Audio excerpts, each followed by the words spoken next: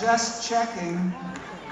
We did a show, I don't know, a month or so ago, and this guy, like, everybody did exactly that, except one guy went like, "Don't do it, man. I don't want to hear that." That's a downer, baby. You're outnumbered, bro.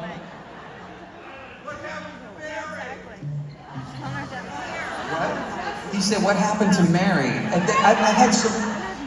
This thing is... You know how old this fucking song is, you guys? So let me tell you the story about this song really quickly. So I'm in the back of a tour bus in 1990, going across the country on a tour, and this song, I think it's the only time that I've ever dreamed a song. The music to this song woke me up out of a sound sleep. I'm just out like a light in the back of my tour bus, and I wake up with this whole piece of music in my head. Every note, all the melody, no lyrics, just the music. I could hear the drums, I could hear the keyboards, I could hear the guitar, the acoustic guitar, and I was like, what? That's gotta be something else. And then I kept hearing it, and I was like, oh no, wait, this is actually really good. So as a songwriter, you gotta be ready. So I immediately reached for my Panasonic cassette recorder.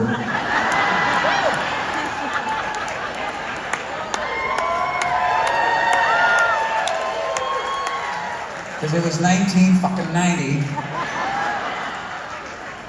and I sang all the music into the tape machine so I wouldn't forget it.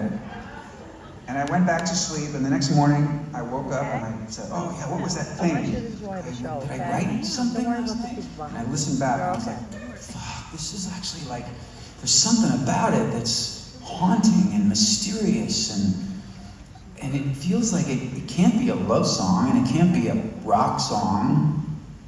I know. I'll write a murder mystery to it. Okay, you guys, think about music history. How many songs? There's only a handful of story songs that ever became known. There's a lot of them. None of them, like hardly any of them became successful because it's really hard to tell a story in 3 minutes and 50 seconds. But I was like, this is an exercise. As a songwriter, I'm going to grow, I'm going to expand. And I said, I'm gonna write about characters and plot. And I set it in this little small town in Nebraska. And I had this girl, Mary, the beautiful heroine of the story, who ends up dead in the river that runs through the town. And I'm the narrator, but I'm also a character in the story. I'm this weird guy who lives in the town. Ooh, I bet that weird guy. The more I worked on this song, the bigger a piece of shit I thought it was. I was like, this sounds like the worst Twin Peaks episode you've ever seen. But I finished it as an exercise. And I thought, well, I've worked really hard on this thing, and I recorded it for the album that I was making, and I thought, I'll just put it on the album. It was track 8. Do you guys know what that means? Like the dead track. That's a shit spot for a song. That's like way down the playlist where people have stopped listening, and you're like, yeah, I'm just gonna put a little artsy-fartsy thing right there, right?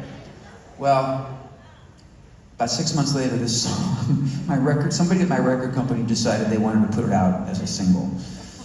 And I went, oh God. And then a few months later, it was #1 in 14 different countries.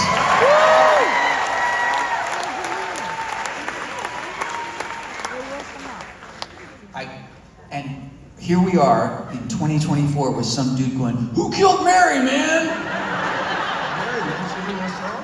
I wrote it as an unsolved mystery, and that it shall remain. All right. This is called Hazard.